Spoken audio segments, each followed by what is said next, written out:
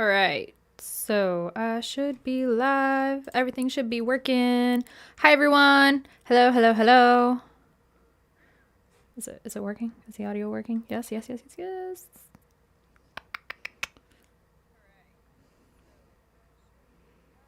Okay, awesome. Hi, everyone. How are you all doing?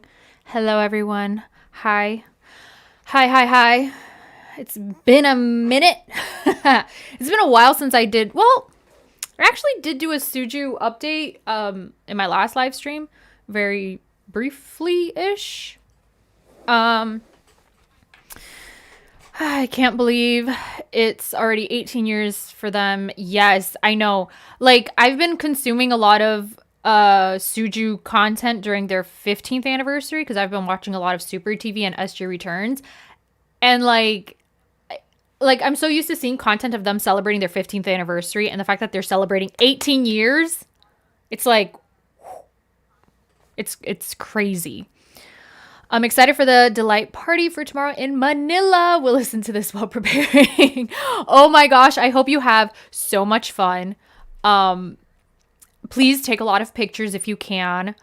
Oh my gosh, you're going to have so much fun. Oh, I've been seeing videos of D&E fan con, and I want to go so bad. It looks so fun. It's like a party. I love it. Hello, Ellie. Hi. Been a hot minute since I've been on a live. It's okay. I mean, it's almost been a month since I did a live stream, except my last live stream was like earlier this week. But yeah, I'm trying to do I want to do live streams more consistent, so we could just talk about a lot of stuff because I feel like a lot of things happen throughout the week and stuff, and yeah, and I'm also trying to change up the times. So some days I'll do it at like nighttime, other days I'll do it in the mornings, and like vice versa and stuff. Yeah. Just right on time, just came home after a long hour of work. Oh, Arlie, it's the weekend. So hopefully you don't work on the weekends. But happy Friday or Saturday, whenever day it is. Oh no, I'm working. Oh no, Maria. Hi, but I can do both. Okay. I mean, you can always come back later. It's fine. But hi, Maria. Hello, have a nice weekend. Thank you, Victoria. You too. Happy weekend, everybody. Also, my husband, Siwon, was at the Singapore Prix 2 weeks ago. Oh, yeah. Oh, yeah, yeah, yeah, yeah, yeah. 2 weekends ago, doing some Audi promos since they want to come on the scene next year. I've been seeing that. Like, Siwon has been so busy. I saw him when he was in Singapore. He's been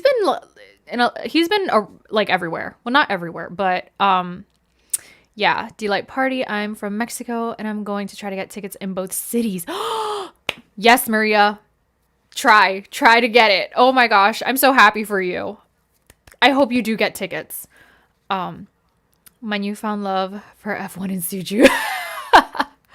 I actually saw a documentary of like Formula Ones and stuff because I love documentaries and it's really interesting. But yeah, but because of Siwon, I might have to check out more of it. Just like golf, like hold on a second. Like there's so many idols that are into golf, and it's like you see their stories and most of the time it's just them golfing or something. I don't really care about golf, but I care about my faves, and if they like golfing, that's fine. Um Shiny released an apology letter, and I am honestly mad because they didn't do anything. I hate netizens. I mean, I think I'm not in a position to comment really, but I honestly think that they did a good thing with at least addressing it because it did hurt, people and stuff. I actually do have work on weekend. Oh no. Oh, Arlie. Oh man. I mean, hopefully you have like at least a couple of days off soon. I'm at school and had so much work to do this week. Oh. Oh no. I hope it went well. I hope you're not too overwhelmed because I know school can be very overwhelming, especially when you got to do projects and exams, and especially when you have to do group projects. Those are the worst for me. What's going on with Shiny? Oh, it's a long-ish story. But yeah. So you all, today is National Coffee Day. One of my favorite holidays. I'm a huge coffee drinker, so I got my coffee here. And I realized that it looks like I like cats. Like it looks like I'm a cat person. I'm not. I'm a dog person. But yeah. Okay, so today we're going to be talking about EXO and Suju. I posted a poll on my channel if you guys wanted to talk about upcoming comebacks or EXO and Suju, because I know we all love to talk about them.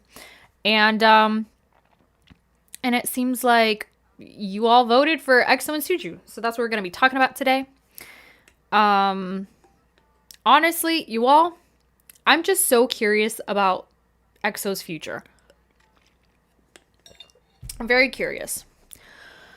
But we'll see what happens. My algebra midterm is this Monday. I'm so done. And it's algebra. Oh gosh. Okay, I'm gonna be rooting for you. I'm gonna be rooting for you. I don't like algebra. Java time, yes. But it is a good thing after a long hour of work. Watching live like this makes me feel easy. It's stress reliever for me. Oh, I'm so happy to hear that, Arlie. I like to think of these live streams as just talking to friends. Like we're all here, we're hanging out, we're talking about our faves, you know? And it's just a very chill time. I do wish I had background music. Like I need to get like some copyright-free jazz music or something to have in the background because I feel like just my voice is probably a little, I don't know, it's probably a little too boring. Maybe we need to like have some music. But thank you for being here. All right, so what do you guys want to talk about first? EXO or Super Junior? Because there's some updates.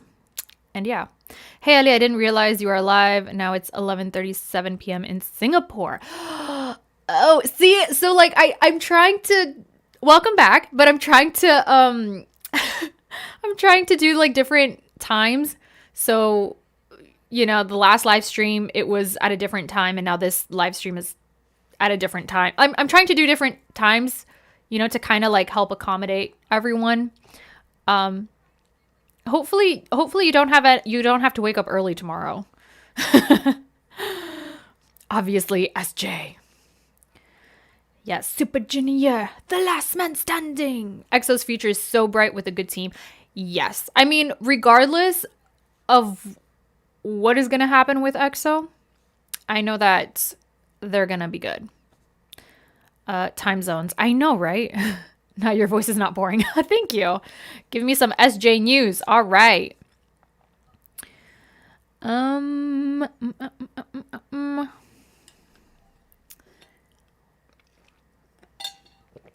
All right, so I guess we're going to be starting with Suju.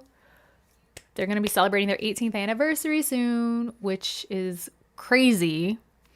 SHINee's Japan concert is starting tomorrow. I'm super excited. Yes, SJ for me. Okay, so I guess Super Junior, we're going to talk about Suju. Quick side note before I get into Super Junior. Minho and his love for the gym. Like, that is one committed relationship. SHINee's Minho with the gym. Like, I want that for me. Like, I wish I was that committed to the gym as much as he is. Like, even when he travels abroad, he still hits up that gym. Hello. Hi. Yay, Suju updates. Okay, so we're going to start off with Super Junior. I realize I am, like, super overexposed, this lighting. Hold on a second, you all. Let me see if I could probably, like, lower the lighting a little bit. Okay, hopefully that kind of is good. Okay. Let me get Minho getting beefy. He is like he's such a fine man. Like he's so handsome. Oh no, there's a quiz too today. I'm so done. Oh no, you just found out that you have a quiz today? Ooh. Oh gosh, good luck. Ooh, good luck. I can catch your both timing. Okay, but the night time is better for me as the morning one. Sometimes I'm not awake to catch it from Nicolette. Yes, I feel you with the morning live streams. I'm in class right now.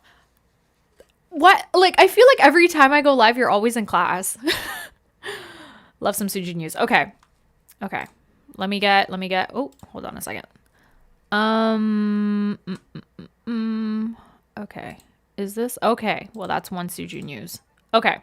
So, really quickly, Yesung's comeback is coming up very soon. It's like next week or the week after. But I'm still staying on live because I love to stay. Oh, thank you. I'm so happy that you're here.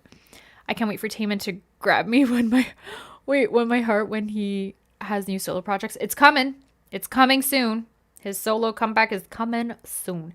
Okay, so you know how SM likes to do comebacks in batches, right? Like they never just have like one comeback. It's always like this group is having a comeback, another group is having a comeback the next week, etc., etc.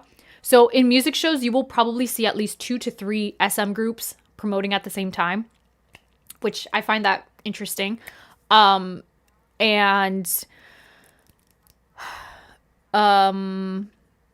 yeah, and for this upcoming comeback, obviously Yesung's having his comeback on the 6th, October 6th, and NCT 127 is having their comeback on October 4th. And I don't know, and I know Red Velvet's comeback is soon. They haven't announced it yet, but I'm pretty sure SM will announce it once either NCT 127 or Yesung have their comebacks. Did I get to bake and listen in Super Junior will always be my old group. Leeteuk is the best leader.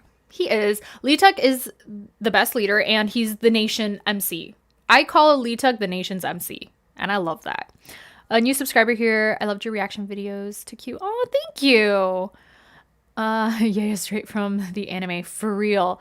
He's given anime realness with his new look. To me, like the ultimate, I don't really watch anime, but like to me, the ultimate anime look was Yesung in Burn the Stage or Burn the Floor. That performance with his like gray platinum hair. Wow.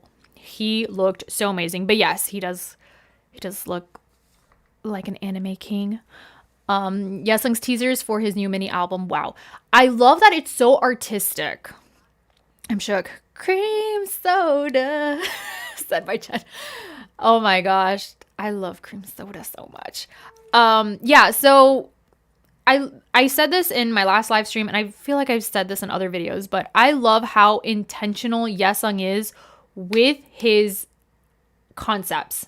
So if you see his previous music videos, his previous albums, etc., he is like, he loves aesthetics so much.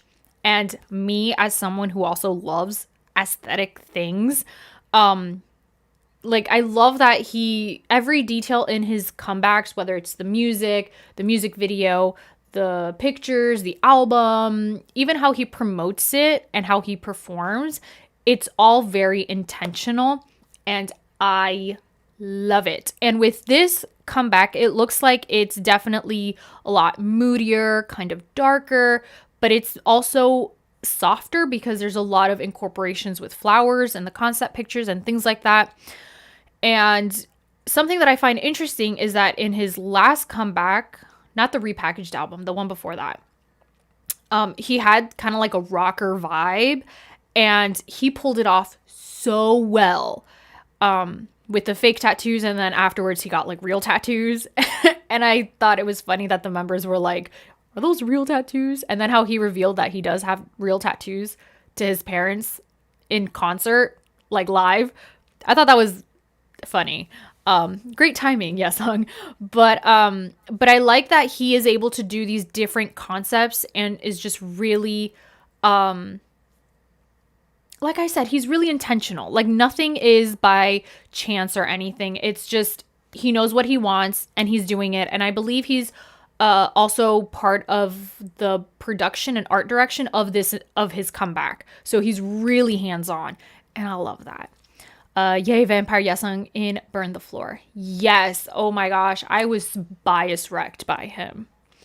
EXO served Smexy in Kai's place, and I'm so proud. And yes, they did such a great job. I can't decide if to get Yesung's album now or wait till Christmas in a difficult situation. Me too. I'm like that too. I think I'm going to wait till Christmas and I'm going to just bulk buy all the albums that I've been wanting to get this year at the same time and then do one massive unboxing video. But yeah, so I think as tempted as I am that I want to get Yesung's album, like physical album right now, especially the version with the black and white cover, I think I will wait later on because I do want to bulk buy like all the albums that I haven't gotten this year. So that's just what I'm going to do. But I watched Descendants of the Sun and seeing Eunhyuk crying makes me cry even more. Eunhyuk was in Descendants of the Sun? Was he? Really? I didn't know that. I haven't seen it, but I've heard of I've heard of the show. Yesung has always had a more artistic and unfiltered vibe. I'm so glad he's able to be as free to express himself as he has been. Yes. And also the fact that if you also see his Instagrams, like, you know that Yesung has like 4 Instagrams, right, for different things. And each Instagram, there's a certain tone, vibe, look, aesthetic.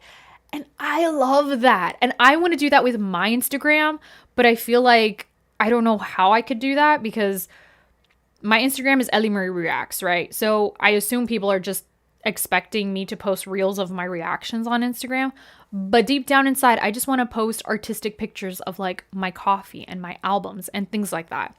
But anyway, back to Yesung. I love his Instagram accounts and also his YouTube channels. You could tell that he is very artistic and he expresses himself in what he posts and stuff, and I love that so much.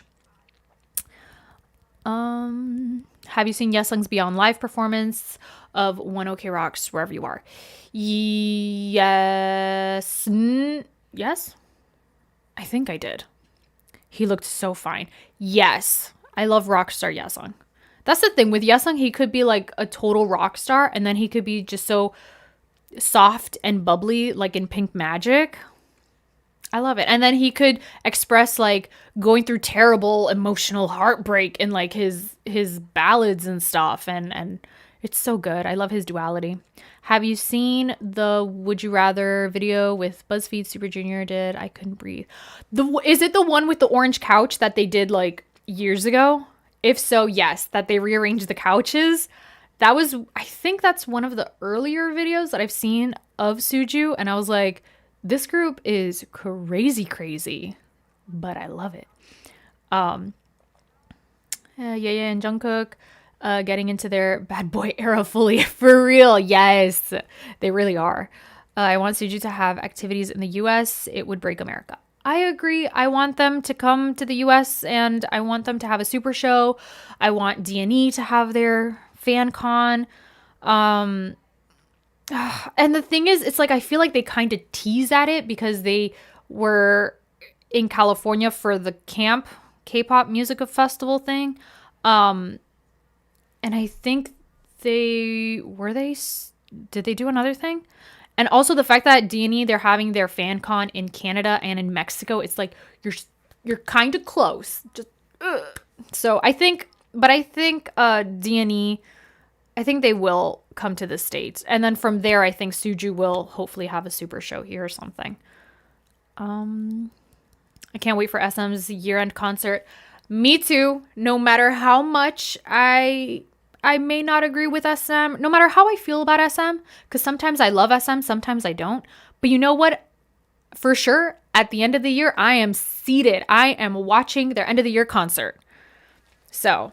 And also, SM is probably the company that takes most of my money because pretty much all the albums that I buy are from SM artists. So yeah. I was thinking if I was waiting Christmas, but again, Super Junior might come out with another album. I still haven't got aespa's first and second album too. And aespa's going to have a comeback in November. So Yeah, I feel you. I feel you, Nicolette. The that one was messed and hilarious.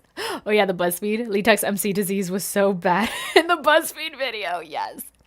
Oh my gosh, LSS America tour. Yes. D&E are in Canada soon. I know, in November. I know. Oh, I hope my Anu is doing okay. Me too. D&E have fan parties in Canada in November, and I wish it wasn't just in Toronto. In Vancouver, plane fare is expensive if you're not from a major city. Yes, Vanessa, I feel you with that, and I think that's something that I think because I've seen comments of people saying like, "Oh, this group is performing in this city in your country, like you could just take a flight or take a train or just drive there, like it's in your country." But if you live in a very, very big country, first of all, that flight ticket is mad expensive, especially if the flight is like over an hour. Like if you got to fly like 5+ hours just to get to that city, and then also to get the hotel, to get the car, Uber and everything, you spend more money getting there than the actual concert, and it takes you more time to get there than the length of the concert. It's really hard. That's why sometimes when artists announce certain tour dates in the US, it's like I can't go there because it's too far and it's too expensive to get a flight, travel 5+ hours on plane just to get to that one city. It's so hard, and it's like, it's so disappointing. SM has taken my money. Yep, these SM comebacks are driving me nuts back to back. I can't keep up. Me too. And also the fact that this is NCT 127's last comeback as a full group, to my knowledge, because I know the members are going to start enlisting. So unless they squeeze in another comeback before the members actually enlist, which we don't know when, they haven't announced when anybody is going to enlist. Same thing with Sehun. We don't know when they're going to enlist, but obviously we know that some of the members, because of their age, they will be enlisting between this year and next year. But yeah. I'm so jealous. I'm from Europe. I really want to see Suju too. Yeah. That's why I want them to have a world tour, but have you guys seen Epic High's tour dates? Like their tour, when they went on tour, they went to almost as many cities as they could. And I saw that and I'm like, this is exactly what K-pop groups need to do. Don't just visit, like if you're coming to the US, don't visit the same 3 cities, California, New York, and Texas, right? Like you gotta add a lot more cities there. Same for Europe. Like I think the tour dates and cities that Epic High went to, I thought that was great because they covered, I think they pretty much covered a lot of places. And yeah.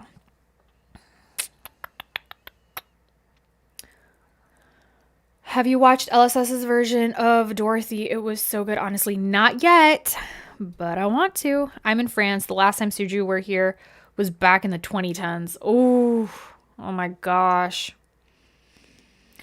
That's why I want them to have a world tour. And when I say world tour, I'm not talking about like Korea and Japan, and like one city in Europe or 2 cities in the US. I'm talking about like you got to visit multiple spots. But then again, I understand that there's a lot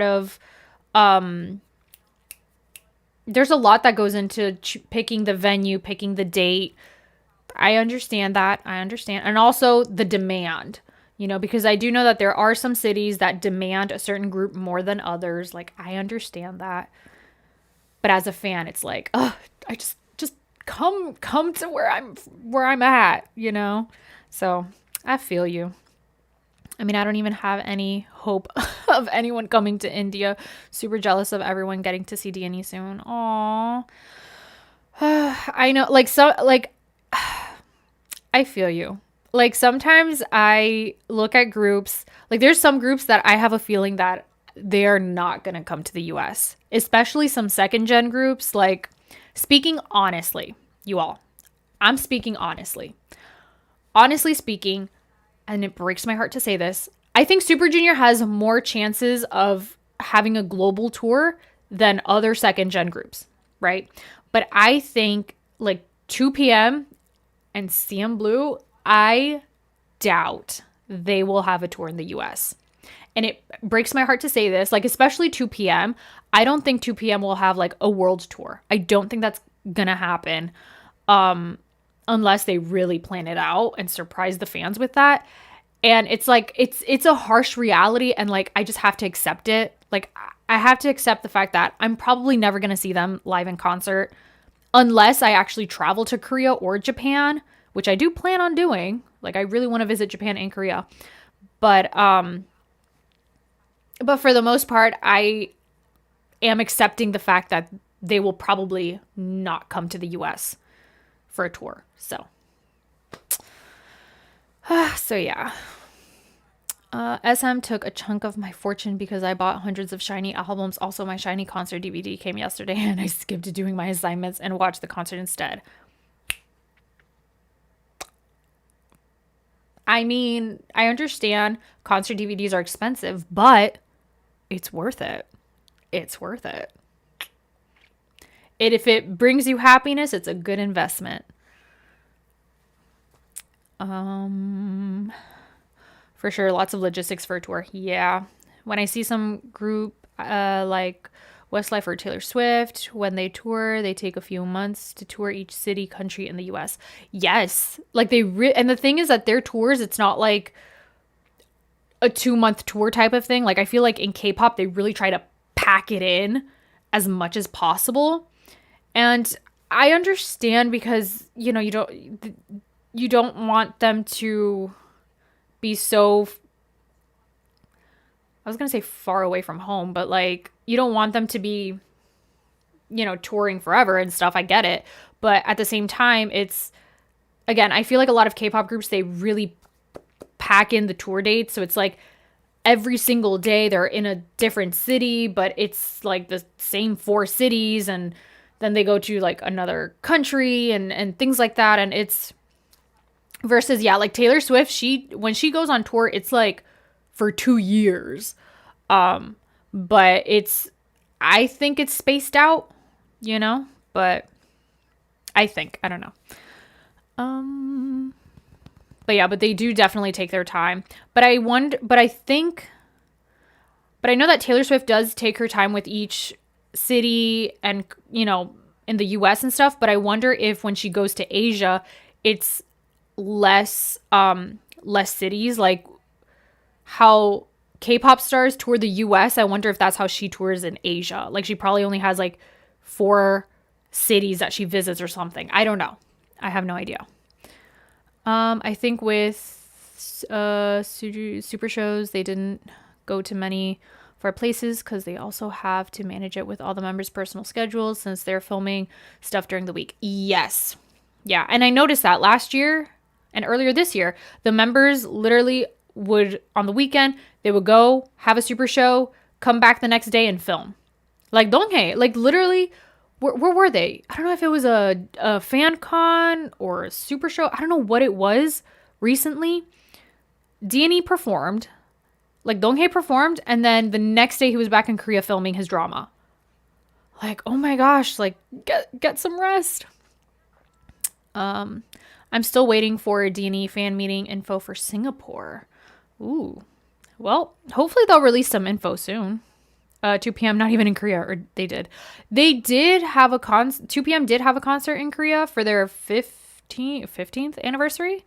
But it was only like 2 nights. And now they're going to have a concert in Japan. And I know a lot of hottest were not happy with the venue because it was like too small, but I don't know if they sorted that out. Still waiting other super show concert albums. They stopped making them for some point. I don't like, I wish they would just update it because I live for concert albums. Like if you ask me, do I prefer a certain album or a concert album? I always pick a concert album every single time because listening to the concert versions of songs, it's so good. It's like, and then when you hear the crowd and then they sometimes do remixes and then it flows to the next song. I live for concert albums. So hopefully they'll release one for Super Show 9. Hopefully. When I saw the candidates for D&E, I was hopeful for a Paris date. I mean, maybe they might have, I don't think they've done a D&E fan con in Europe yet. So probably. I mean, they're announcing it little by little. So I'm pretty sure they're going to announce a lot more dates. And I think the fact that Donghae and Eunhyuk are working under their own company, I think now they have less restrictions when it comes to their tour. And I feel like I definitely do think that they're traveling to a lot more places now that they have their own company, rather than when they were in SM. I assume. I don't know.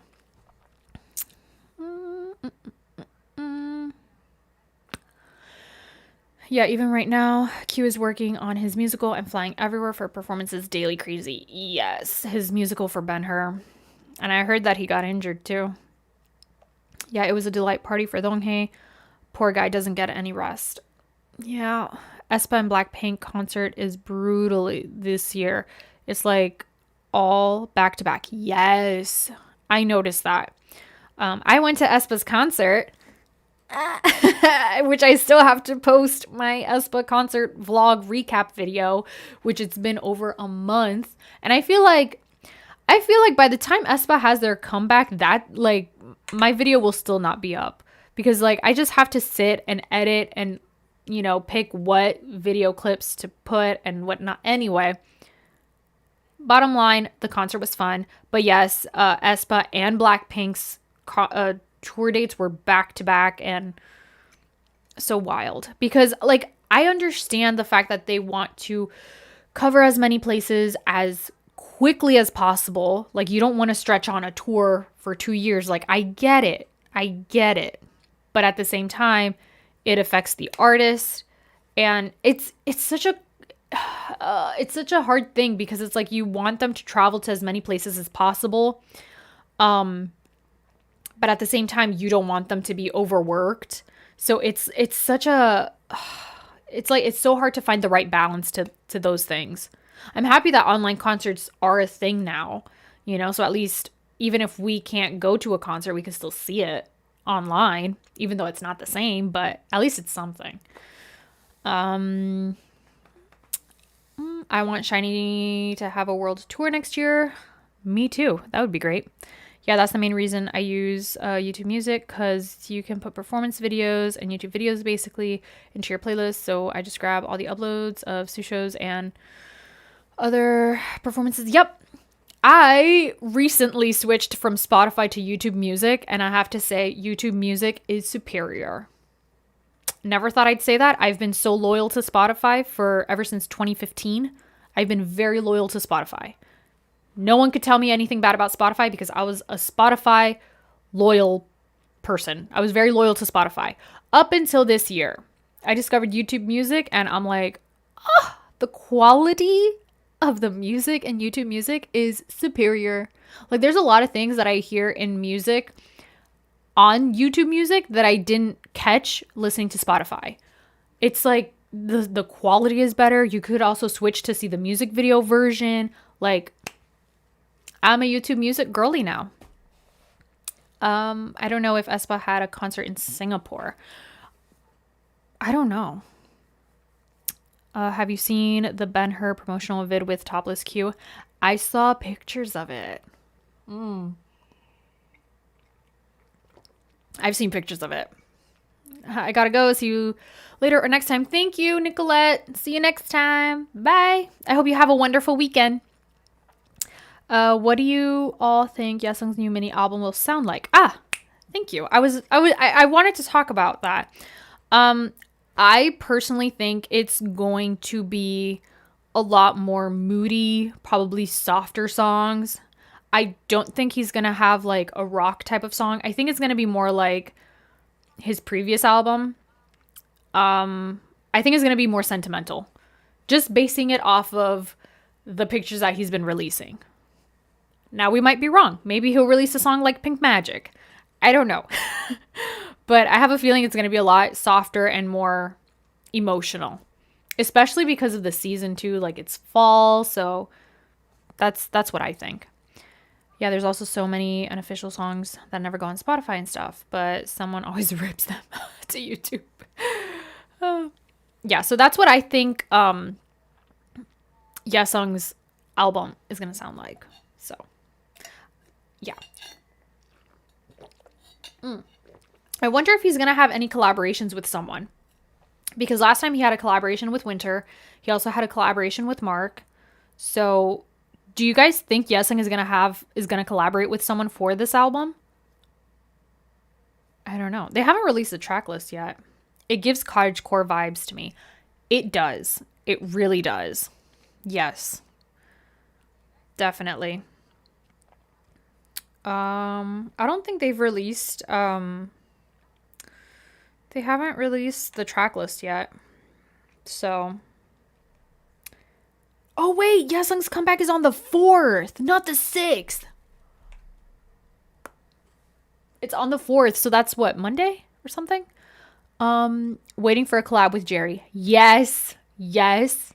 I need a collab, Tom and Jerry's. But yes, with 1 or 2 Jerry's. Either or, I'll take it. Yes. Yesung with the Jerry's. That would be fun. Eunhyuk and Kyuhyun. Yes. I want to see that. I want to see that. I mean, and I also want to see the behind the scenes of the recording of that. That would be funny. That would, like, watch it be like a diss track to Yesung or something. And then, like, it's just Eunhyuk imitating Yesung. That would be quality music right there. Like, they better win Song of the Year if they release something like that. The more the merrier. I only know the photos album cover collab with Japanese artists. Yes. It's so soon. I know. I thought it was on the 6th. I got confused with NCT 127's comeback because 127 is on the 6th. So that means that the 4th is on a Wednesday. Hyukjae would just go the whole time. Yes. He would imitate Yesung. Oh my gosh. Yes.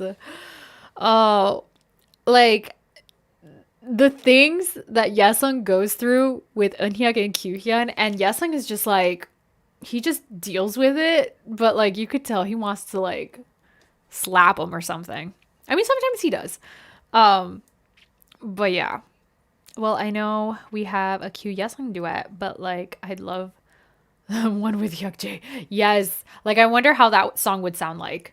Either it's Eunhyuk imitating Yesung in a ballad, or it's like a rap diss track type of thing. That would be so funny.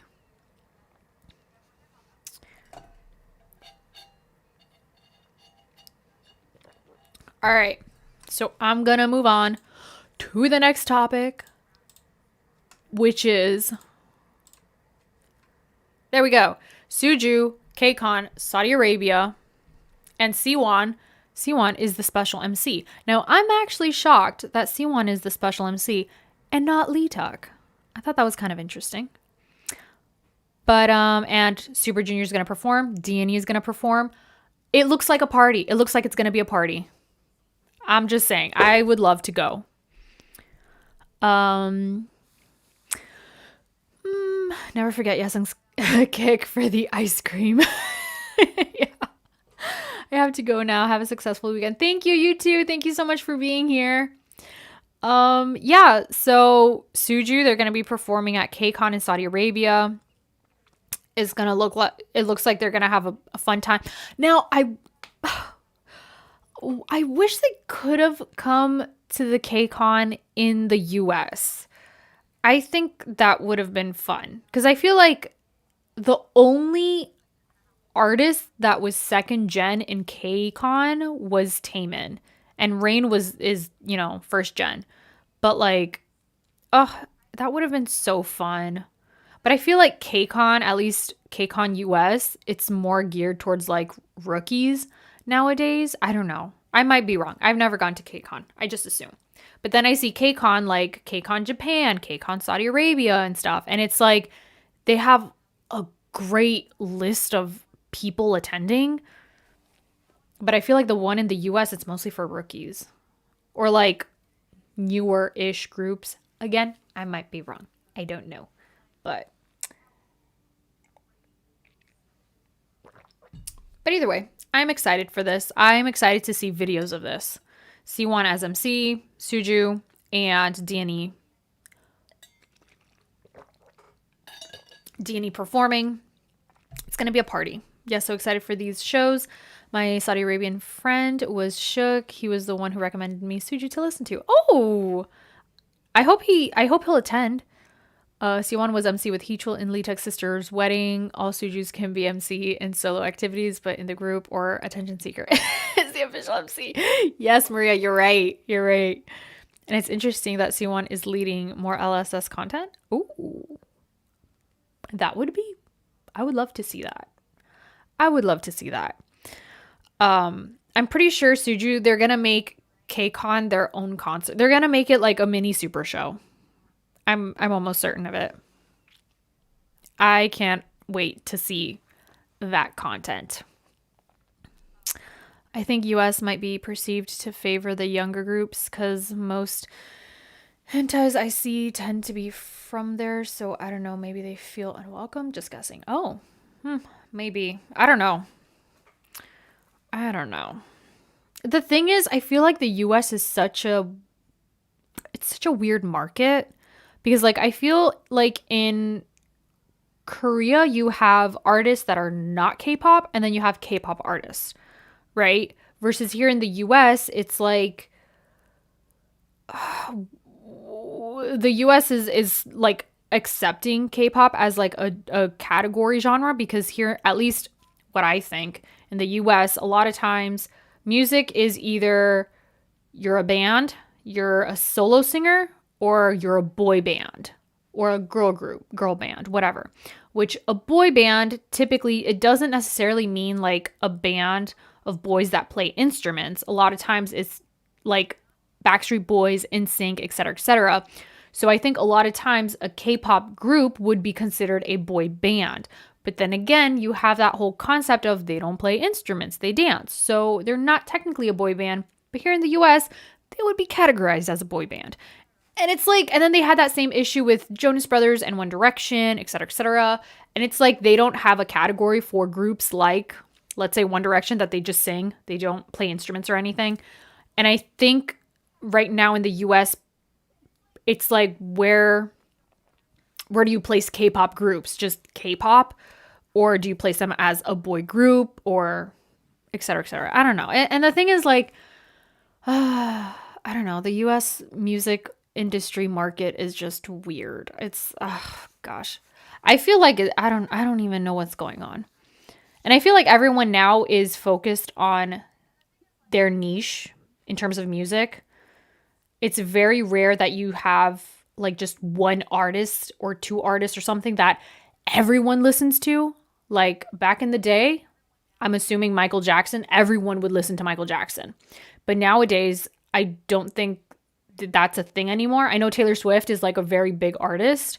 And so I know a lot of people do like Taylor Swift, but it's not like everyone listens to Taylor Swift. Like you go to a party and they play Taylor Swift and everyone's jamming out to Taylor Swift.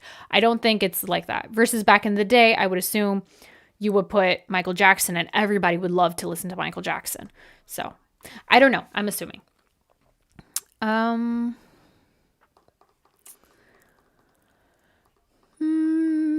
I think US might be perceived to favor, okay, yeah. Because even with Rain, people were big mad about him coming. I know Cypher things, but it also felt like they only know him from that, but other countries would have been excited for him as an artist. I think because in the US, the majority of K-pop fans that I come across in the US, again, this is just me, okay? I might be wrong, okay? But the majority of them, they do like younger groups. Like if you were to walk up to someone and just say, do you like K-pop? And if they say yes, most likely the groups that they only listen to is either BTS, Blackpink, Stray Kids, ATEEZ. Those are right now the top 4 groups. I feel like if I were to ask anyone in the US that they did like K-pop, it would be one of those 4 groups. And then Twice and Eugene's. Maybe. I don't know.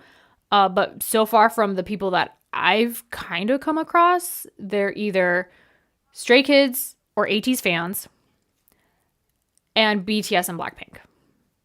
But yeah. But that's just me. I don't know. I might be wrong. And it sucks. Like, I wish people would at least understand the history of K-pop, like understand the history of like who Rain is, who Psy is, you know. But yeah. Are you watching the new show with Suju and Saudi? They are just chaos. They have to do missions. This is so funny. I have not seen it yet, and I know that it's on Weverse, but I've heard a lot of complications with Weverse. I've heard a lot of things about how the translations are inaccurate, and there's a lot of elves that are mad about that Weverse has been getting it wrong. So yeah, I do plan on watching it. I just don't know when. Because right now I'm watching Super TV. I'm finishing up Super TV 2, and I just started SJ Returns 3. So, but hopefully soon I'll get around to it. I think they're gonna be chaotic like they did in SM Town Jakarta. Oh my gosh, yes. Suju was wild in Jakarta.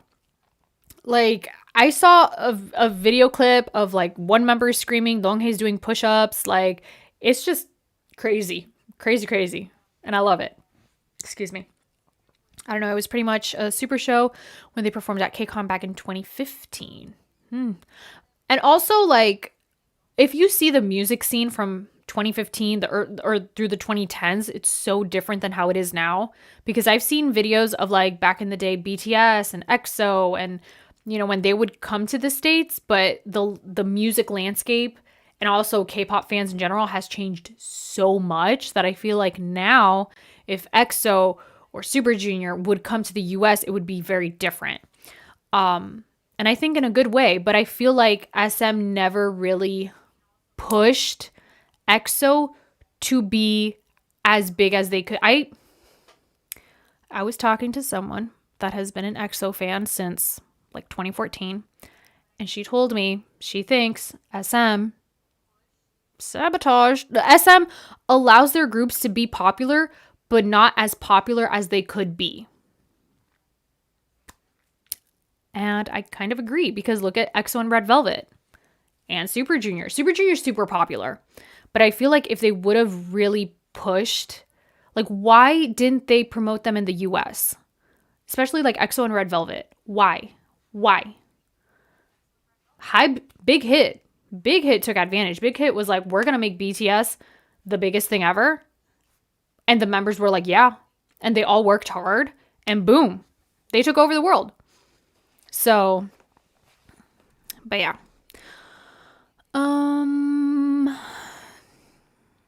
I think they're actually doing it on purpose, sending rookies to US KCON for huge introduction and wide audience maybe.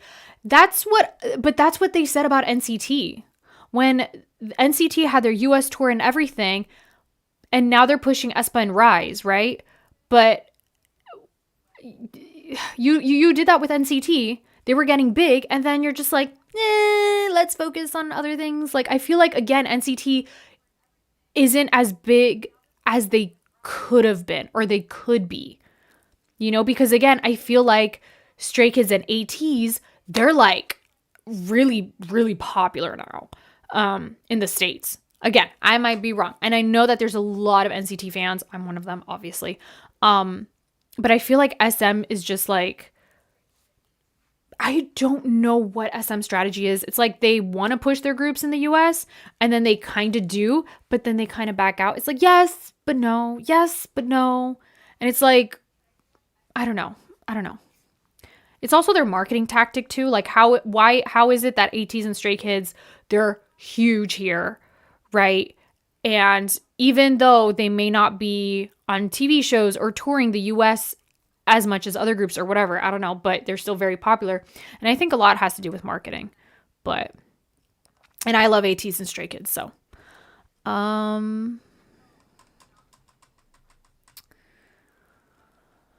Yeah, the hate for Suju got really wild in the last few years. Because even in 2017, 18, Suju went to KCON. In US, I mean. Oh, okay. I didn't know that. You need to react to both Suju KCON presentations in the US 2015 and 2018. The public was amazing. They hyped everyone.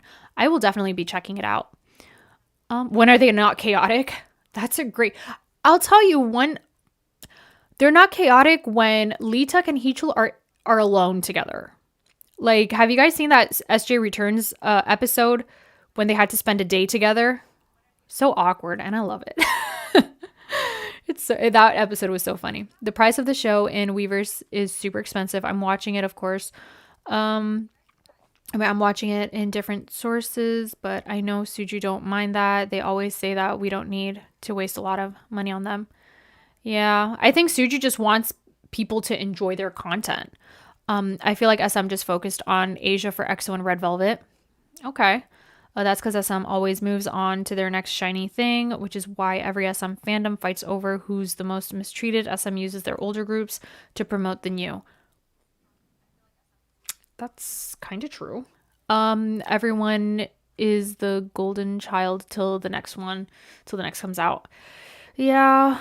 And I mean, that's how it is in life. Like, you see, whether it's books, movies, TV shows, bands, artists, like, someone's always on top, and then the next person comes and outshines the other person, etc., etc. So we have highlights of their trip to Saudi on YouTube. They're so funny. Q is a savage as usual. I want to see those clips, but I also don't want to be spoiled because I do want to watch it. I wish people know generations 1 and 2 and 3 because music back then was so amazing. Not loud music. You can hear their vocals. And also it gives you a lot more you appreciate like the groups now and also the groups, from back then. You just get a lot more appreciation for just K-pop in general when you learn about older groups. That's why, like, I'm someone that I don't like to be boxed in with just like only my faves and that's it. Like, I like to make sure that I know the history.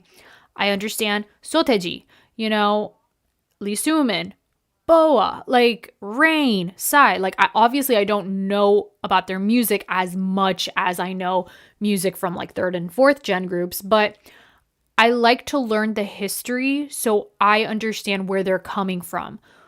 I understand why they promote a certain way, why music is a certain way, etc., etc. So, and you just have a lot more appreciation for, music. So yeah, I do wish that a lot of people would branch out, like, at least to learn about older groups. Because I know a lot of people are boxed in and then they think, oh, my faves only, this and that. Like, they're the best ones at dancing. No one else can compete. And it's like, well, there are other people that have opened the way to this sort of genre and this dancing, et cetera, et cetera. And also just education and music in general, like the history of music, not just K-pop, but yeah. Anyway, I sound like a teacher, which kind of caps them at their peak, even though they could go higher. But ironically, they're the only company whose older groups actually survive long term. I know, that's the thing. That's the thing that I love and hate about SM is, like, they push their groups to a certain level, but not to the point where they're global stars, right? But yet their groups, SM is the company with the groups that have been there the longest. Like, what other company has a group that's been there still active for over 20 years? Or artist. Like, look at YG. Who in YG has been there for over 18 years? Still actively promoting. Having consistent comebacks. I don't know. Same for JYP. Hybe is still new, so, But anyway, yeah, so that's something that's weird about, or maybe that's the secret to their longevity, is to make them popular, but not to the point where they're like global superstars. I don't know.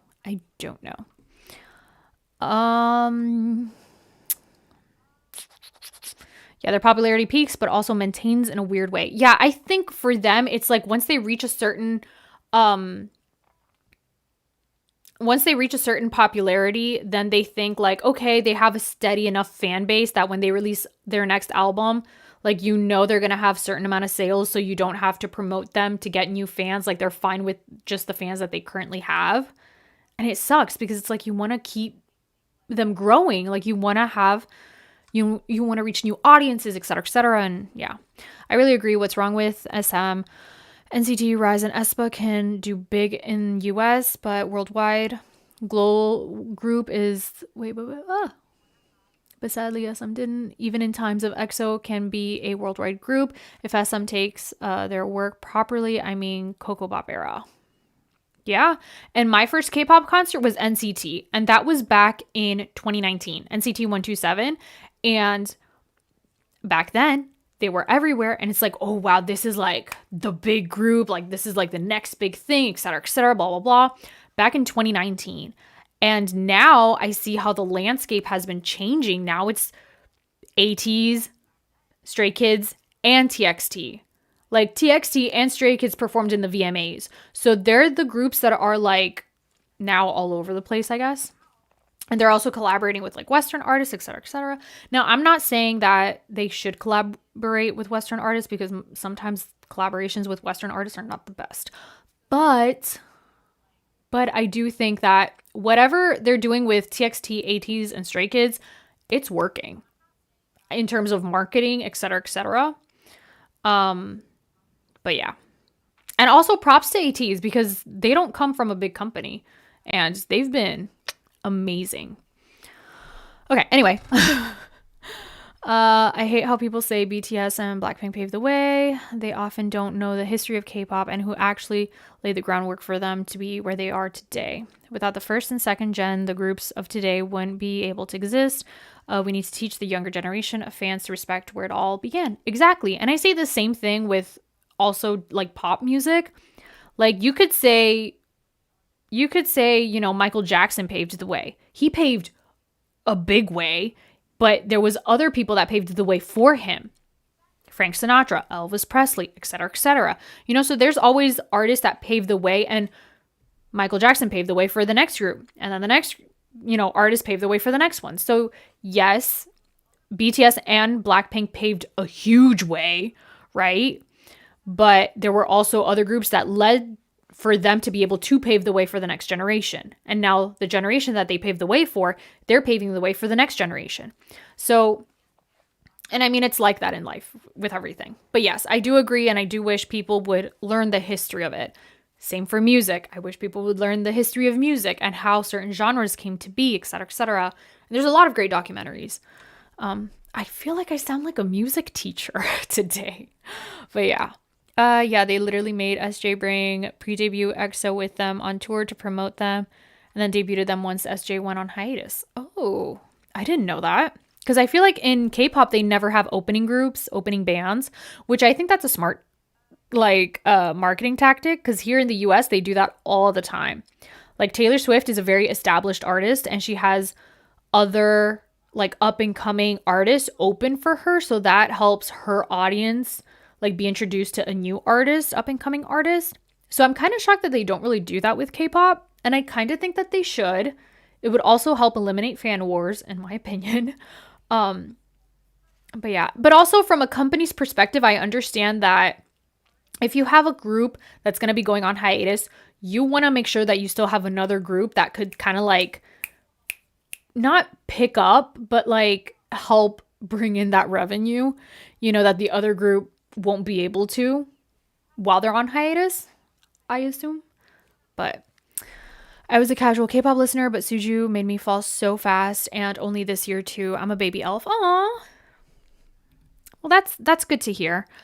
People nowadays, even the idols, really try to erase the contributions of groups and artists that came before them. It's really sad. I think SM tries to make them household names rather than the next big thing. That's true. So their popularity doesn't fizzle, but they definitely could let them, yeah, be bigger than they are. I agree.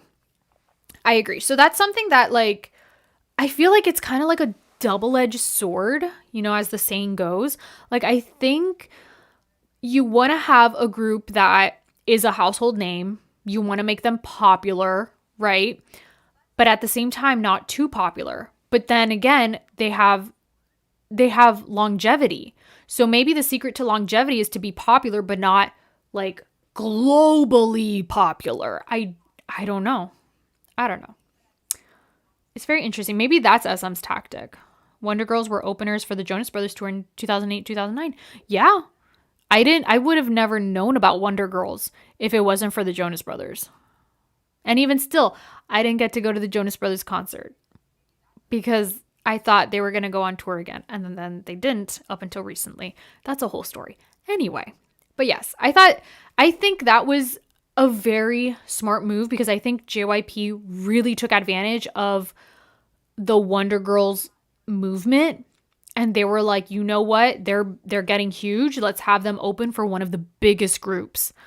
You know, one of the biggest groups currently. And that's a smart tactic that they did. But I don't know how exactly that ended because I didn't go to the Jonas Brothers tour, sadly. And I wasn't really into the Wonder Girls either. Like, I was listening to like my own music back in the day. But looking at it from a marketing perspective, that was genius. Hoping the anniversary will be live on more than just Weverse. Oh my gosh, for real. Because I'm really not interested in dealing with all that. I love Suju, but I hate having to download apps I'm not going to use. 100%. I agree with you. I agree. I hope that they live stream it like on YouTube. At least. You know? I really hope for that. And I don't know. I hope so. Unless if it's like a Beyond Live type of thing, that like online concerts that you have to pay. And then, wait, so are the Beyond Live concerts now on Weverse? I hope not. I was surprised by how popular they seem to be in Saudi Arabia from the Nights of the Lamp highlights. Yeah, they're like tourism ambassadors, right? I think they were the first K-pop group that had a concert there, right? Like they're doing good over there. They're like popular, yeah. The thing is, SM does try to make their artists global. I feel like they just don't have enough follow through because they keep hopping around projects. For example, Super M. Oh my gosh, yes, Super M, and then Got. Like, in theory, I like it. I love having, you know, the Avengers of K-pop. I love seeing Taemin and Kai interact with Ten and Taeyong. Like, I love that. But yeah, definitely, I don't know. Like, you're right. It always kind of falls through. It's like they're kind of popular and you think that, oh, wow, they're going to be huge. And then it kind of just like fizzles. And it's like, well, what happened to it? It's like fireworks.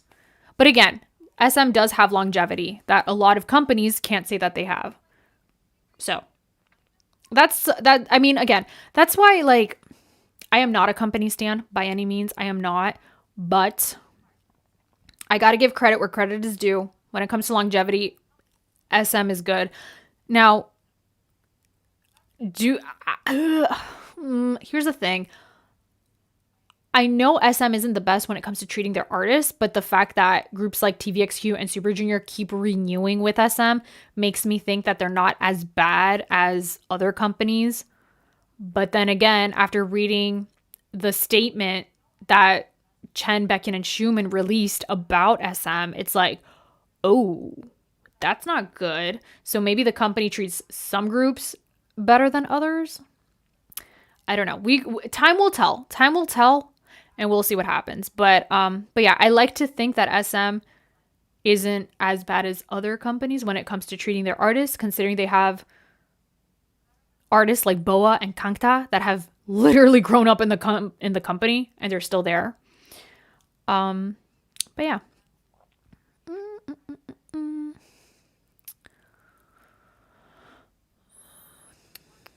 To be honest, every SM artist has potential to go big, but it feels like every time SM artists will want to reach another highest peak, the company. I just watched your reaction on NCT 127 trailer in the upcoming album. You look so excited and happy. I am excited and happy, Arlie. Like, their last comeback wasn't really my cup of tea. Ayo, which, to be honest, I forgot about that comeback because I loved Two Baddies. Two baddies, one Porsche. But so far, this comeback for Fact Check looks amazing. And I love the whole concept. Like, my expectations are really high for this comeback. And I feel like they've been really building up to it. Again, considering this is probably NCT 127's last comeback before the members start enlisting. So I'm hoping that they're going to go all out for this, and I'm looking forward to it. I think one thing that SM especially could benefit from is letting their artists self-produce their songs, especially if they are interested in it. I agree. I feel like people just forget everything SM artists did globally because SM doesn't maintain it, like winning international awards, performing in Western countries, specifically with Gens 1 and 2.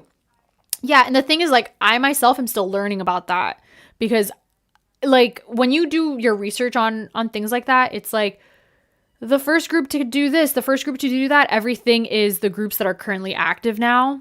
And, like, I myself need to do my research on that, on, you know, everything that SM has achieved, like their groups. But yeah, I wish there was like a well done documentary series on each of the big, at least the big 3 K-pop companies. Like something that it's so well done, so it follows the journey of how JYP became JYP, right? Or how SM became SM or YG. I think there was a documentary on YG. I don't remember, but considering like 80% of their artists aren't even in YG anymore. Yeah, big shout out to the stylists because I love their styling though. Yes. Wait, but which styling? Which styling are you talking about specifically? Because there's some comebacks that the styling was not that great. But if it's the styling of this era, then yes. Yeah, like there are clearly artists who want to do that, like Key, Yesung, who have visions for their projects, but SM is too obsessed with their image and boxing them in. I think SM is allowing them to be more. I think it's sort of like instead of throwing them in the deep end, like here you have all the creative freedom that you want, etc., etc. I think the company has been. I like to think, I might be wrong, that the company has been guiding them, helping them. Like, yeah, you could choose this a little bit more versus now. I feel like Key and Yesung definitely do have a lot more creative freedom than before. And you also see it because their comebacks are so different from what from any other comeback out there. And yeah. Yeah, like there are clearly artists. Can we please go back to having collabs? I understand that it's a double-edged sword. But still, this could be more on the positive if they do it just right. I agree. I mean, and that's why we have the SM Town end of the year album concert thing that they do collab with each other. And I love that. But I would love to see more collabs between other non-company. I just want to see more collabs between K-pop artists. Like, can we have a TXT and Stray Kids collab, please? I don't know. Or like an NCT and an ATEEZ collab or something. A 2PM and Super Junior collab. Ooh. Yes, please. Can you imagine Juno from 2PM and Donghae from Super Junior do a collab? That would be one sexy performance. Okay, I'm just thinking out loud. I wonder if we'll get a new D&E album or maybe more of Hyukjae's solo music now that they're not under SM anymore. Maybe. We gotta see. Like, they refuse to give Leeteuk any acting or solo album opportunities, even though he's asked and been tapped for many projects, but they want him to stay their host man forever. I know. And I wish the thing is, like, Leeteuk, and I think he mentioned this in one of his live streams, that he's not like a yes man, but he's always like up for it. Like if they ask him to do something, he won't refuse. Like he'll say, yes, I'll be there. Yes, I'll do that. Yes, you know? And it's like I don't want him to be afraid to be able to do his own thing. Like if he does want to release an album, fight for it, advocate for it, you know, because the fans want it. And if you want it, like the company is the only thing stopping you, but you have enough credibility in the company, right? You've done so much for SM. Like why can't you yourself, like why can't they allow you to have an album? Like you have done more than what the average artist has done for a company. Like the least thing they can do is at least allow you to have an album if you want. So I just want Yesung. I want Leeteuk to fight for what he wants. I mean, if he wants an album, if he wants to do solo music, if he wants to do acting, you know, or maybe he doesn't want to do that. So whatever he wants to do. Yeah.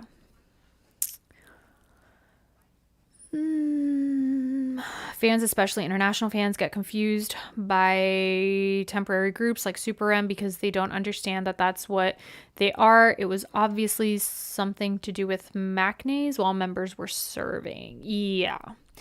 Here's the thing. I'm not a huge fan of temporary groups like 101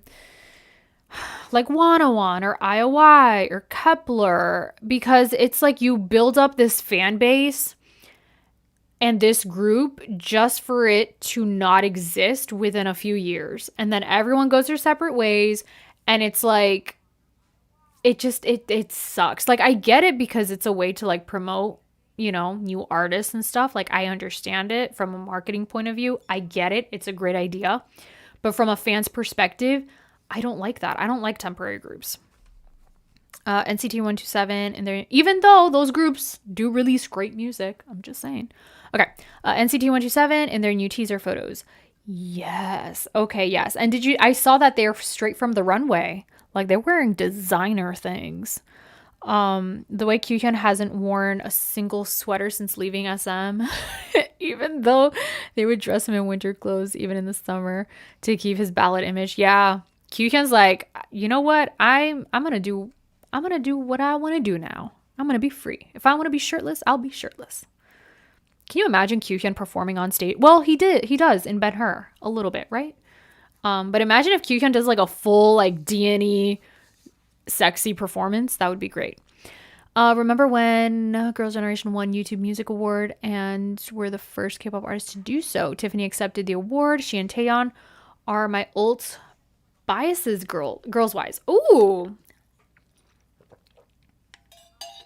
Nice. D&E going on a surreal world tour after leaving. I mean, D&E booked and busy. I think all of Suju are booked and busy. I want a Shiny and 17 collab. Hoshi is a huge show. Yes. And his dancing skills. I thought it was Sungkwang. But yes. Yes. His dancing skills with Taemin would be pure art. Imagine Mingyu and Minho collab. Oh my gosh, I would not survive it. If Mingyu and Minho were to like perform together, I would lose it. Like that's it. I'd be done. That's it. One way to destroy me. Mingyu and Minho collab. Whew. Okay. I would love to see the big three collab together. I know YGJYP do their survivals together, but I would love SM to be involved too. I agree, but not in survival shows. I would like to see YGJYP and SM do well, they did. There was one award show where it was, I think, GOT7, Monsta X. I know Monsta X is not part of those companies, but there's been like past award shows where groups from some of the big three and other companies did collaborate together. And that's why I'm hoping for this year in Mamas for there to be a huge collab stage. But I want it to be a secret. Like, no one knows. And then before you know it, you'll see, like, bam, it's Taemin. And then, bam, it's Woozy. And then, bam, it's, like, Juno from 2 p.m. And that, like, I don't know. Like, I just want a massive collab. And nobody sees it coming. Like, I don't want there to be any spoilers. And it's like, while you're watching Mamas, it's like the lights turn off and it's like special collab stage. And it's like, whoa. That's what I want. I low-key wish I could just like be part of the planning team of Mamas, because it's like, boy, do I got ideas. I mean, I think when they did that collab stage of Stray Kids, ATs, it was Stray Kids, ATs, and who else? Oh my gosh. And it was for Kingdom. So good.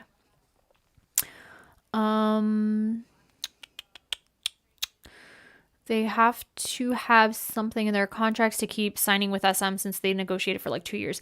Yeah, and the thing with SM contracts, according to what Chen, Becken, and Schumann they released, it looks like SM does these extensions in their contracts. And it's like, if you promote overseas or something, you get an additional year added to your contract. So it's unethical, honestly. But yeah. I think the whole thing with Chen, Becken, and Schumann and SM, it's still, well, time will tell. Time will tell. But I hope that whatever the members do sign in the contract, they agree with it. And it's not like they were forced to sign it. Like they were forced to or pressured to. Leeteuk tends to fight for others more than himself. Yes, definitely. He's fought for his group, his label mates. He's actually composed the most Suju music after Donghae and Hyukjae, but no one gives him his flowers. I agree. And the thing is, like, I want Leeteuk to like be selfish for a second. Like, you deserve it. Like, not selfish in an arrogant way, but like, fight for yourself, my guy. Like, I want him to fight for himself, because if no one fights, if you don't fight for yourself, who's going to fight for you? Like, we as fans could tell SM, like, hey, SM, give Leeteuk his album. But if he himself isn't fighting for it, then our fight is worthless. So I want him to really just go after what he wants, because he sacrificed himself so much for everyone else. And it's like, I want him to do what he wants. SM is the company who discovers the most talented artists in the industry. I mean, you can send them in a battle of talents and sure, you're gonna win. Yep. He said he's asked, but they always reject it and make him think people won't buy it. So why bother? Like, this is just sad. Honestly, that is like manipulation. That's like manipulation on SM's part. Is that gaslighting? Like, the fact that they tell him like, oh no, you can't have your solo album because no one's gonna buy it. This and that. Like, who in SM is telling him that? Like, come here. The person that's telling him that in SM, come here. I'm gonna give you a piece of my mind. I'm kidding. I do not do violence. But honestly, like, I want Leeteuk to fight for himself. Like, just why can't the company allow him to do what, like, to do what he wants? Like, Leeteuk, out of everyone in SM, has given himself to the company. Like, what other artist out there has really been the spokesperson and the face of their company? I don't know. Anyway, oh yeah. So so we all know Suju's 18th anniversary is coming up. I feel like this has become a Super Junior live stream, so I'll probably do another live stream on just EXO, because right now we're just talking about Super Junior, and it's fine. It helps keep things concentrated. So we'll just keep talking about Super Junior. But yeah. It's crazy whenever I see people thinking he's the oldest in the group. Like, it's purely just his styling that ages him. He finally looks like his real age after a decade. Q's new looks, and we see his forehead. Yes. Listen, for the longest time, I didn't know Kyuhyun was the maknae. Originally, I thought Eunhyuk was the maknae. I thought Donghae was older than Eunhyuk. Isn't that wild? And then I started watching their variety shows, and I started like watching their videos, and I'm like, oh, okay, I'm wrong. Donghae is baby. Donghae is the fake maknae. But yeah. I wonder if the rest of Suju still at SM are waiting for something like more investors, especially since Siwon has been crazy busy overseas. Danny testing the waters.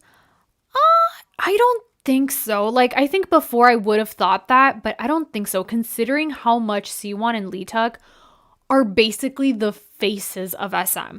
Like, Siwon does things on behalf of SM, like he represents the company. So I don't think they're planning on leaving SM anytime soon. I think they have a good partnership with SM. I don't think they have any issues with SM. Even Leeteuk, even the fact that Leeteuk, he's not able to have his solo album for whatever reason that SM tells him, but I think he still has a good relationship with SM, even though SM may not treat him right. But that low-key kind of sounds like a toxic relationship, though. Like, you give so much of yourself to someone, and they themselves don't return the favor. That's like a toxic relationship. But anyway, the point is, I think right now, the members that did sign with SM, I think they do have a good relationship, and I think DNE and Kyuhyun leaving SM for their solo work to do elsewhere is because they just want to be promoted differently. But seeing how much Siwon and Leeteuk are the face of SM, I doubt they're gonna be leaving anytime soon. I don't think so. I'm pretty sure they're like are they part of the board or something? I don't know. But I still love the fact that Donghae, Eunhyuk, and Kyuhyun still have a really good relationship with SM. Like, the fact that Eunhyuk was the host of the NCT, the new survival program and stuff, and yeah. Fun fact, Leeteuk was not only the MC for all of his juniors and debut showcase, but even for TVXQ with Kangin. I saw that on Twitter X, and I was like, how on earth was Leeteuk the MC for TVXQ's debut when he himself didn't even debut yet? Like, that's wild. But I thought that was funny to know. Can someone help me? My kitten is trying to pick a fight with my dog, and I'm just here trying to clean and listen. Oh no, separate them, because you don't want any of your pets getting injured. So just separate them. Put one of them in like a room or something. I don't know. I feel like SM has convinced him he would be nothing without them, so he doesn't leave, even though it's the other way around. Some of the Sujus have weirdly low self-esteem, and it's sad. You know what's sad? I kind of agree with you on that. That's so toxic, though. Like, that bothers me so much. Oh my gosh. And then I saw on SJ Returns 1, was it 1? Or Super TV 1? I get those confused. Either SJ Returns 1 or Super TV 1, when Leeteuk and Heechul, they had to like spend the day together, and they went to like a therapist, and Leeteuk was crying because of just how stressed he is and how much he carries the burden for the team and stuff. And it's like, that bothers me, because it's like, first of all, one person should not be carrying the burden. If there's a burden, it should be a shared burden, right? Because one person carrying a huge burden is bad. And the fact that the company, if you're right, and if the company has convinced Leeteuk that he is nothing without the company, that is disgusting in SM's part. If that is true. If SM has convinced Leeteuk to think that way, that is disgusting. That is horrible. Very toxic. But I hope, being optimistic here, I hope that the company does build him up. I hope that the company does tell him how great he is. I hope that he is surrounded by people that really bring him up and tell him like, hey, you can do this. You want to open up a restaurant? Guess what, bestie? You got this. You want an album? You're going to get it. I really hope that he is surrounded by people like that. I'm being optimistic. I'm putting positivity into the world. So I hope it's that. I hope he is surrounded by good people. Because again, we as fans can only go so far when it comes to supporting and promoting and like pushing our faves. Because in the end of the day, we're not in the room when they do decision makings on whether a group will have an album or not, etc., etc.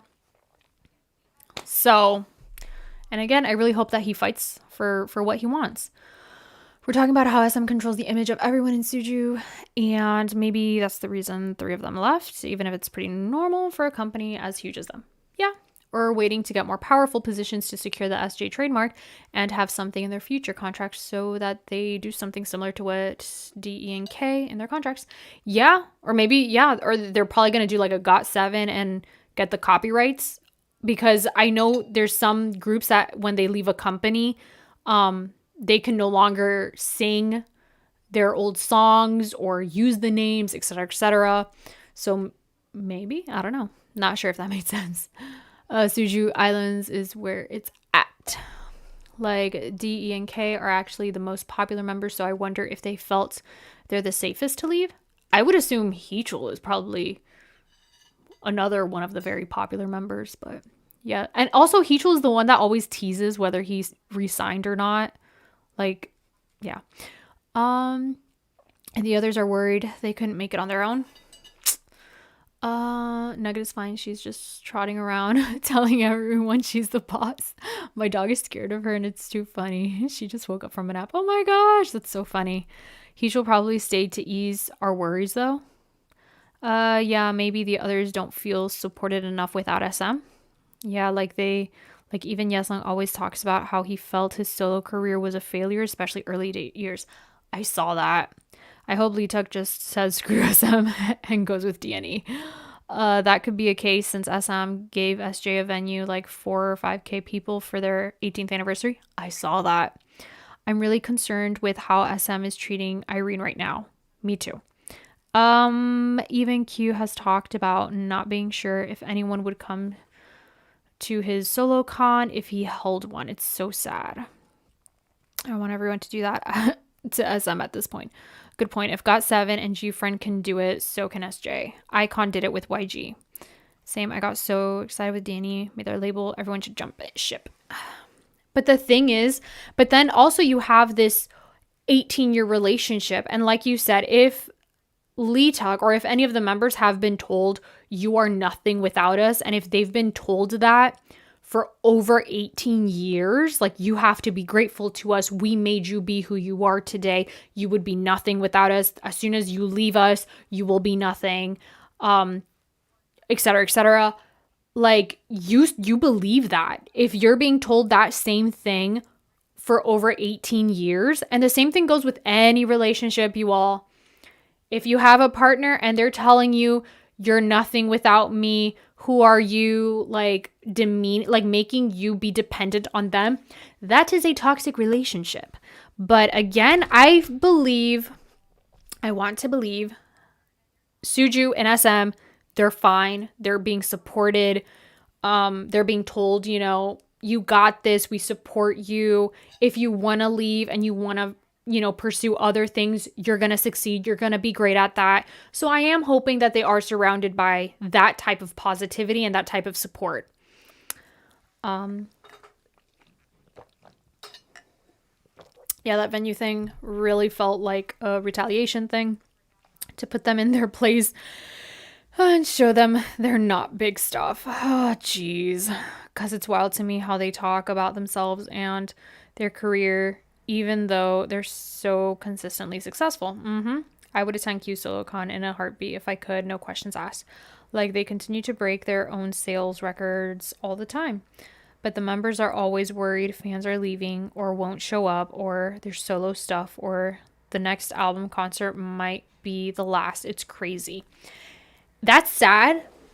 And that's also a dangerous way of thinking because that affects your self-confidence and not feeding into their ego or their pride or anything. It's just so bad to think that way because that will affect how you do your work, how you communicate with others. And you got to be secure in who you are, in your work, in your job. You got to be secure with your fans as well. So again, I just hope that they're surrounded by really good people. And yeah. So, you all, we have been live for, I believe, an hour and 30 minutes. No, 2 hours. Has it been 2 hours? An hour and 30 minutes, give or take. So, I think we're going to have to start wrapping it up. There's definitely people at SM feeding into that, I feel. And that breaks my heart. I hope and K leaving can help them see the other side. I was talking about the investors earlier because Siwon was talking about it on Knowing Bros. It makes me wonder exactly what everyone SJ was contemplating when their contracts. Maybe. I don't know. But again, seeing how much Siwon and Leeteuk are the face of SM, I think, again, and I'm hoping that they have a really good relationship with the company and they don't want to leave the company. So, look, in my opinion, if the group re-signs the contracts, I don't want to assume anything. The only thing that I will assume is if they do re-sign the contract, it's not as bad as we think it is. Then that means that they came to an agreement and you know what? Super Junior, they're doing great. The company's treating them right. They feel confident in their work. They feel supported. And I'm just looking at it from that point of view, you know? Innocent until proven guilty, right? So unless somebody in Super Junior comes out and says, hey, SM has been doing this, blah, blah, blah. As a fan, I'm just gonna hope that they are being treated right. Because if you don't say what is bothering you, no one else is gonna know that something is bothering you. Now, yes, we can assume, we can maybe he made this one comment about SM. Oh, there's issues, whatever. We don't know what's really going on behind the scenes. So again, I'm hoping that everything is fine. The relationship between Suju and SM is great. Same for EXO. I'm gonna give them the I'm gonna be cautiously optimistic. What's your impression so far about Rise's debut? I really enjoy it. I love that it's so simple. Not like the choreography or anything, because the choreography is intense, but I'm really enjoying it. I love Get a Guitar and I love Memories. And Anton is the cutest cinnamon roll. I love him. I love him so much. And I'm learning more about the members and they seem really cool. I'm loving it. I'm loving that it's so different from, like NCT and aespa, etc., etc. And I mean, I love it. And Tenna seems to be treating Q well, to be honest. Yep. Though the pessimist in me feels like they'd be like, well, they were already the most popular and won't see it for themselves. For example, Yesung Rogue, I think it's because they were a project group and they always had the mentality that they were inferior, and that hurts. Because since the first album, they were in danger of being separated. Yeah, that's true. I'm back now. Oh, hello, welcome back. I'm gonna start wrapping it up. I hope they're fine too, but I can understand that they'd be worried for their careers and stuff to not speak out and not want to rock the boat. Suju also saw their besties from TVXQ get blacklisted when they left, so I don't know. Honestly, yes, but seeing how brave Baekhyun, Xiumin, and Chen were to go up against SM, it's like, and they haven't been in the company as long as Suju has. But I think definitely what Chen, Baekhyun, and Xiumin have done to come forward and tell everyone, like, this is what's going on. This is what's really going on. And we want SM to treat artists right and with respect. So I'm hoping that their action makes SM have to be accountable for what they've been doing or the things that they haven't been doing right.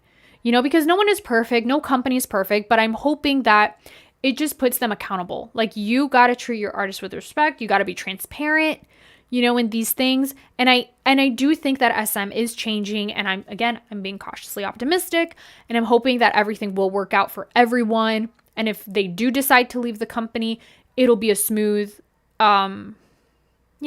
transition. It'll be smooth. It'll be fine. No beef, So, yeah, I just don't see any Suju bringing a lawsuit against SM, though. They're way too loyal for no reason. I mean, and maybe it's because they genuinely have a good relationship with SM. So I want to believe that. I want to believe that genuinely they have a good relationship with SM. SM loves them. They love SM.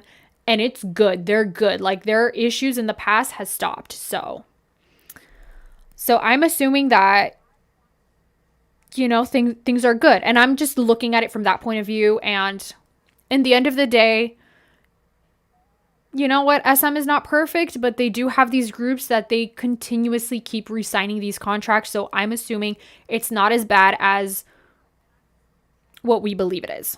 So I like to think, again, SM and Suju have a good relationship. Same for TVXQ. And yeah, Taemin responded to my message on Weverse Live. Oh my gosh, congratulations.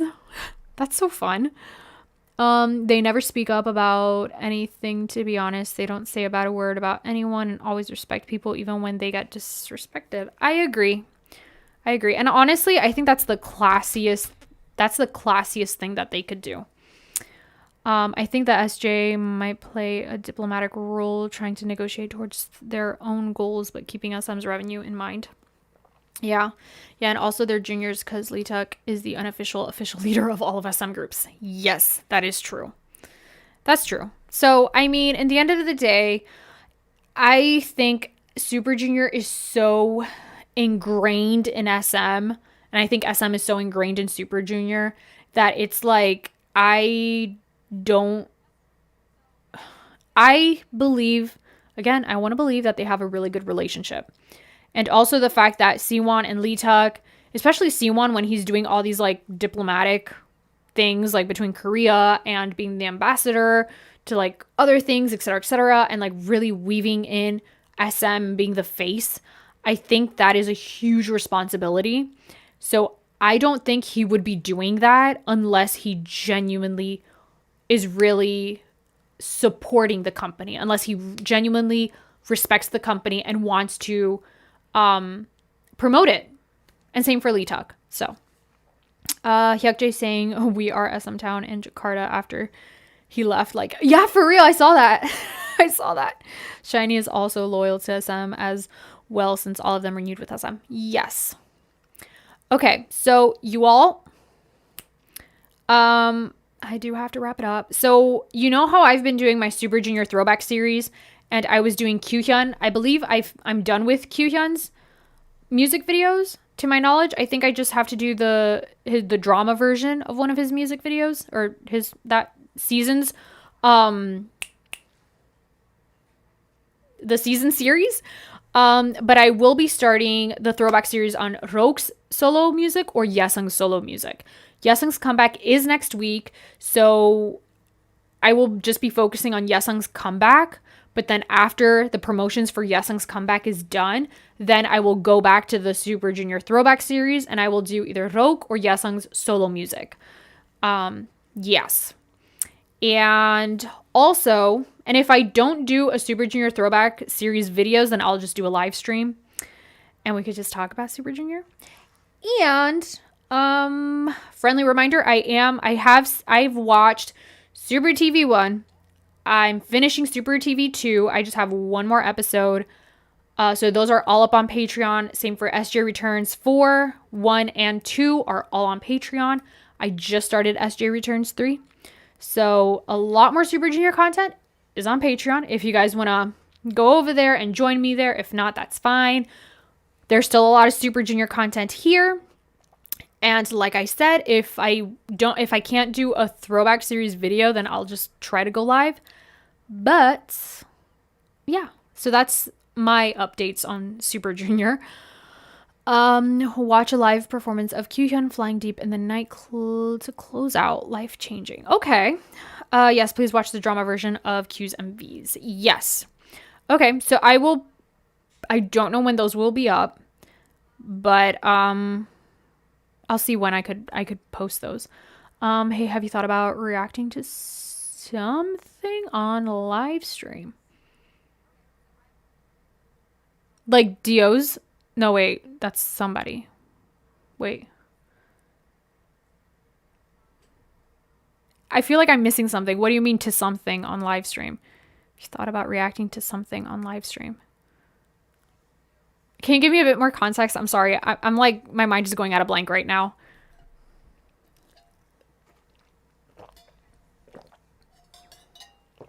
Like some content. Oh, to react on live stream? I would if I wasn't so scared of copyright. that's why I don't play music in the background or anything, because I would love to. And I know other people have done that, but I myself don't feel safe to do that because of copyright. Because usually when I upload a reaction video, etc., I know I'm going to get a copyright claim. But sometimes the video will be taken down or blocked without any notice. And I don't want that to happen during a live stream. Because there's been some album reactions and some music video reactions that have been taken down. And so I don't want to react to something on a live stream and then the live stream just gets shut down.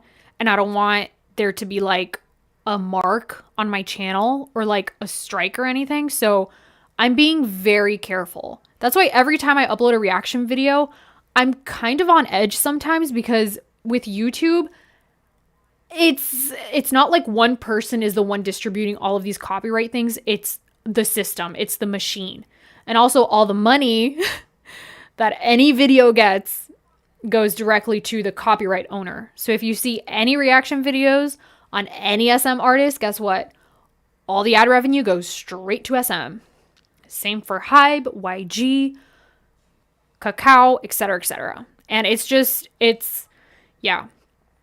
So that's why I always try to play it safe on YouTube. That's why like full album reactions are on Patreon. I don't feel safe doing it here on YouTube, because one of my videos was taken down and it's scary and I don't like that. So that's why on live stream, sadly, it's just boring old me talking. But I will try to have like, I don't know. I want there to be a platform where I can react to things and not be scared of copyright. But for the time being, I don't know a single platform besides Patreon that will allow me to do that. So, but yeah. Yeah, I get it. Heechul got copyright while live streaming with his own music. Yeah. Kyuhyun Flying Deep in the Night performance. It's a happy song from his first album, so best close this throwback series with it. Ooh, okay. Thank you. All right, everybody. So that is it for today. Thank you so much for spending your Friday with me, or Saturday. I really appreciate it. I will try to alternate between nighttime streams and morning streams and vice versa and things like that. I will let you all know when the next live stream is. Thank you so much for watching. I really appreciate it. I know that this turned into a straight up Super Junior live stream, which is fine because we haven't really talked about Super Junior in depth in a while. And yeah, I just made a Shiny concert playlist and listening to it during the live stream. Oh, okay.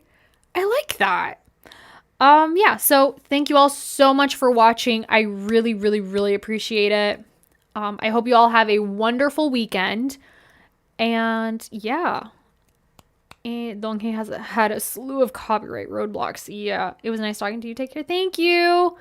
Thank you, thank you, thank you. Especially now since his right hand. Then again, Leeteuk has that personality to give more to others. Yeah. Have a nice day. Thank you. Take care. Thank you, thank you, thank you. Thank you all. Have a wonderful Friday. Have a great weekend. Eat good food. Drink good drinks. And yeah, I'll wait for the EXO live stream. Yes, I'll probably do another live stream just on EXO. So thank you. Bye, everybody. Bye. Bye. Adios. Bye. Bye. Oh, I forgot to take this out. Okay. Bye.